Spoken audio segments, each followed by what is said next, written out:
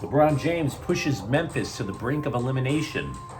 The Dodgers youth movement is not only continuing, but it's thriving.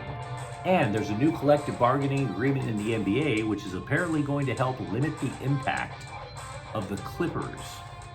Good morning. I'm James. This is your daily dose of sports and snark for the greatest sports city in the world, Los Angeles. This is the faithful Angelenos Morning Report. It's April 25th, 2023. We added a new subscriber to the Angelino familia, and I absolutely appreciate every last one of you who've gotten in on the ground floor. No lie. Before we go through all the notes, I want to give you a quick note here. We started our NFL Draft Week coverage last night. I posted a clip about the USC Trojans prospects who are going into the draft. Later today, we'll talk about USC and then switch over to the Rams and Chargers. So stay tuned to this channel. We're talking NFL draft all week. So before we go through the news and notes, look at the scoreboard. LeBron James, 22 points, 20 rebounds, a buzzer-beating layup to tie the game and send it into overtime. And then he just takes over in overtime. As a result, once again, that's why they call him King James. Lakers 117, Memphis 111 in overtime. The Lakers have a 3-1 advantage in the best-of-7 series. Game 5 is in Memphis on Wednesday. We're going to talk a little bit more about that in a moment. Meanwhile, today, it's a good day. The Clippers are in Phoenix. That game is going to be at 7 o'clock. It's Game 5 of the best-of-7. Phoenix has the Clippers on the brink of elimination with a 3-1 advantage. Kawhi Leonard has already been ruled out. So tough times ahead for those guys. The Kings are in Edmonton once again at 6:30. This is Game 5 of the first round of the Stanley Cup playoffs. The series is tied at 2-2. And the Dodgers are in Pittsburgh. That game's at 3:30. Noah Syndergaard is 0-3 with a 4.91 ERA. Johan Oviedo is going to take them out for the Pirates. He's 2-1 with a 2.22 ERA. Now, teams that are up 3-1 in an NBA playoff series have a 95% chance of advancing. That's the record all time. Great news for the Lakers. Again, tough luck for the Clippers. And I have to tell you, I always like to try to own it when I'm wrong, or at least off the mark. I think it builds credibility. Yesterday, I was expecting Anthony Davis to take command, to make life easy on LA. And I still contend that if Davis had performed the way I had expected him to, this game would have never gone to overtime at all. The Lakers would have destroyed him. But he frankly stunk. He only had 4 points, and I think that was 4 points going into the fourth quarter. It was absolutely atrocious. It took everybody else to bail him out. I mean, you take a look at D'Angelo Russell. Sure, he fouled out, but with the Lakers down by 7 with less than 5 minutes to go, D'Angelo Russell sank a trio of 3-pointers to pull the Lakers super close. And LeBron James just did the rest. He did the rest with all the rebounds. Again, he sank the layup, and it was a tough layup to sink, oddly enough, with 0.8 seconds to go, and then all of a sudden in overtime, he just flat out dominates. So last night's game was not about Anthony Davis. Last night's game was continuing to be about Dillon Brooks poking the bear, unquote. Clearly, this is the biggest mistake in Dillon Brooks' career. It would be the biggest mistake in a lot of people's career. You recall after Game 2, he was clowning LeBron James for being old, for this, that, and the other, talked all that mess. I thought Game 3 would have been the revenge for LeBron James. LeBron James is not letting this go, and everybody knows it. He's just not saying it. He has a point to prove at this kid's expense. And Dillon Brooks, who's going to be a free agent this year, might not even have a job lined up for him in Memphis as a result of him flapping his gums like that. Know what you're doing. Call out the right people. Nobody has looked worse in the NBA's first round than this guy. And he knows it because he's not even talking to the press about it anymore. Oh, he couldn't shut up after Game 2. Game 3, he wouldn't talk to the press. Game 4, he tried to slip out the back door. The scribes are all up on him, and he's like, I'm out. That's all he said, and he ducked away. For that matter, so did John Morant. He ducked away. And it's weak sauce on both of them. I mean, Dillon Brooks for talking all that mess and not owning it. And John Morant, he didn't talk mess about LeBron. But you're about to be the face of the NBA after LeBron James retires. You can't be the face of the franchise, the face of the NBA, and then chicken out when it comes to talking to the press. It's a responsibility that comes with the gig. So I said before the series that Memphis was an extremely immature team, that they were gonna have problems because they didn't know how to handle pressure. And they don't. I don't want to come off like Stephen A. Smith or something like that. I don't feel like yelling for no reason. But in my arrogant little opinion, this series is over. Max Muncy and relief pitcher Brusdar Graterol were both placed on the paternity list for the Dodgers. The third and fourth such Dodgers players in the last week to be put on the paternity list. So I raise the question, who organized the Dodger orgy out in Miami 9 months ago? If you turn the clock back or turn the calendar back 9 months ago, LA played the Marlins. I didn't think beating the Marlins was that big a deal that you had to celebrate that much. Or conversely, maybe they were just bored and said to hell with it. Let's take some of this Magic Johnson Guggenheim money and fly in the wives and girlfriends for a little fling. A little raw dog. There is a baby boom going on in the Dodger clubhouse. Who organized the orgy? Now, as a result of Muncy going on the paternity list, top infield prospect Michael Busch has been promoted. And he's batting .337 over at AAA Oklahoma City. Muncy, by the way, was also on a tear. He leads the major leagues with 11 home runs. He hit .389 last week. But the question I have is for Michael Busch is this just simply a cup of coffee? Or is it for good? And if it is for good, where exactly does he play? Because if you think about it, if you've been reading about the Dodgers before the season started, all the scribes said the same thing about him. Major league ready with the bat. Questionable defense, and even if he did play good defense, where would he play on the Dodgers roster? They were looking at Michael Busch as somebody that they could trade, or scribes were assuming that the Dodgers would trade in order for a little bit more salary relief to go throw at Shohei Ohtani next year. The Dodgers youth movement appears to be legit. And we'll talk a little bit more about that in a half second. But again, where does Busch play? He was drafted as a first baseman. He's not replacing Freddie Freeman. You might be sitting there saying, okay, second base. But what about Miguel Vargas? The Dodgers want to give Miguel Vargas every chance in the world to show that he can be a major league second baseman. You'd say, all right, well, maybe he doesn't play defense that well, so you stick him in the outfield. Sounds like a decent idea, but the Dodgers are loaded with left-handed hitting outfielders. And then you're saying, okay, screw it, third base. No, that's Max Muncy's position.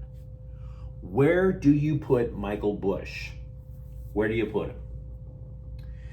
Now, the final note that I want to give about this whole thing with the Dodgers and the youth movement, whether it be Vargas, whether it be James Outman, whether it be Michael Busch, is this. If you recall last week, the Dodgers were struggling. There were a bunch of panic headlines. Oh my God, the Dodger dynasty is over. Oh, they're just limping along and this, that, and the other. Nobody's hitting. The relief pitchers are garbage. It's only been a couple of days later and the headlines have completely flipped. Dodgers rookies help solidify core is a headline. If the season ended today, James Outman would be the unanimous Rookie of the Year is a summary headline underneath the main headline. So we've been talking about this. The Dodgers are in a state of transition. Don't overreact when the press starts saying they suck, because they clearly don't. Keep your heads about you.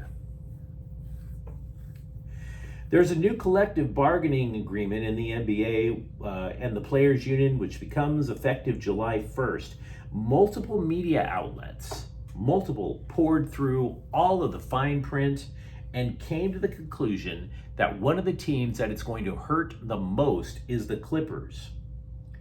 See, what the league is doing is they're adding penalties to teams on top of the cap, and they're trying to do it like Major League Baseball. Their penalties get increasingly punitive, not just how far you are over the cap, but how long you are over the cap. It's one of the reasons the Dodgers had to cut payroll this year.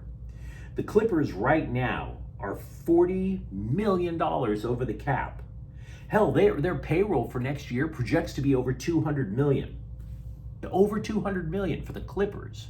You know what the Dodger payroll is right now? $210. And by the way, if you accounted for all the dead salary cap money and you just threw it away, what is the Rams' payroll? Their payroll would exceed the Rams. It's craziness how much money that the Lakers, that the Clippers are paying out. By the way, the Rams' payroll would be $151 million. A Super Bowl championship team from 2 years ago, the Clippers are paying more for their players. Their payroll exceeds the Rams. Now, to be fair, the Lakers are also over the cap, but they're just not over the cap to the levels of these extra layers of punishment that the NBA has in mind for the Clippers. Now, what are the penalties? Well, for one, if you're over the cap, you don't get a mid-level exception contract if you're that far over the cap anymore. That's one. You cannot aggregate money in trades. Now, what does that mean? I'll give you an example. The Brooklyn Nets. If the rules that are about to go in place were in place this current season, the Brooklyn Nets would have been banned from trading Kevin Durant to Phoenix or Kyrie Irving to Dallas for salary cap relief. You could even have your first round pick pushed all the way back to the end of the first round if your team stinks. So say you max out you max yourself out, you're super over the cap, but you're also super old and your team stinks. You don't get a lottery pick because you bothered to pay your players that much. Craziness. Had the rules been in place this year, Russell Westbrook couldn't sign with the Clippers. Even a team that's not as far over the cap, like the Lakers, if the rules were in place now, they couldn't have traded for Rui Hachimura. They couldn't have traded away Russell Westbrook. Now, there's probably some fine print in there that maybe some lawyer or some accountant or some capologist might be able to find some wiggle room for the Clippers with. But that wild trading deadline that we had this year, apparently that's going to be a thing of the past. Craziness coming soon with the NBA's new collective bargaining agreement. I mentioned earlier that the NFL draft is coming up this week, and the Bolts need edge rushing help. It's not that they don't have edge rushers, they obviously do. Damn good ones, in fact. The problem is that they get injured. But can the Chargers actually afford it? Did you know that the Bolts have two of the top three most expensive edge rushers in the NFL in terms of guaranteed money? Joey Bosa makes $102 million for the remainder of his contract, guaranteed money. Khalil Mack is guaranteed $90 million for the end of his contract. He's number 3. So they need help at edge rusher, and they're already paying through the nose for the ones that they have. By the way, the Bolts also have the highest paid safety in Derwin James.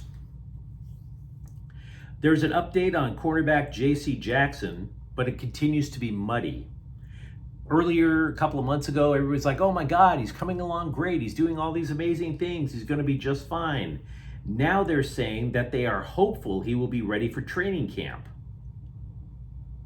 he might not even be out there for training camp. I don't know if we're getting the complete truth out of the Chargers right now. Now, Jackson, to jog the memory, he ruptured a patella tendon in week 7. And what can I tell you, man? We're starting to learn that maybe he's still not going to be good enough to play at the start of the year. It would be unfair, by the way, to list the exorbitant contracts that the Chargers gave out and not include the Rams. The Rams, by the way, have the highest paid wide receiver in the game in Cooper Kupp, who will be making $26.7 million next year. And of course, defensive tackle, that would be Aaron Donald, making the highest amount of any defensive lineman at $31.6 million. The Rams, well, you add those two players together, that's about $58 million. $58 million. Then you talk about the $74 million in dead cap space that is gone. Salary cap's about $225 million. The entire rest of the Rams roster has to fit in at $93 million. The rest of the roster, 43 players, or actually 52 players, $93 million. Now this matters because defensive lineman A'Shawn Robinson has already signed now with the New York Giants. 1 year, $8 million. He's considered a run stuffer. The Giants, they definitely needed that. And going into the offseason, I must say that Rams fans like me were really hoping that the LA would find a way to either retain Robinson or retain Greg Gaines to stop the run. Because you're thinking about the Niners. They keep neither one of them. The Rams have lost 16 players from the Super Bowl defending team of last year. 16. MLS transfer deadline window has closed. The Galaxy made 2 moves that, in my arrogant little opinion, are minor. They signed a midfielder named Gino Vivi, a draft pick that they had from Central Florida. He's going to occupy an international spot on the roster. I don't expect him to crack the lineup. They also acquired defenseman Mauricio Cuevas from Club Bruges. He's 20. And look, I like the Galaxy getting younger on the back line. It's young. It appears to be quality. But let's be real.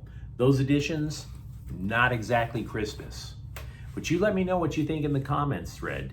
Tell me what you think about LeBron James, or for that matter, the new collective bargaining agreement with the Clippers. Tell me if you now feel a sense of optimism about the Dodgers. And if you enjoy this conversation, don't forget to subscribe to Faithful Angelenos. We're talking LA sports every single day. Thank you for watching. We'll be back later today to talk UCLA football in the NFL draft.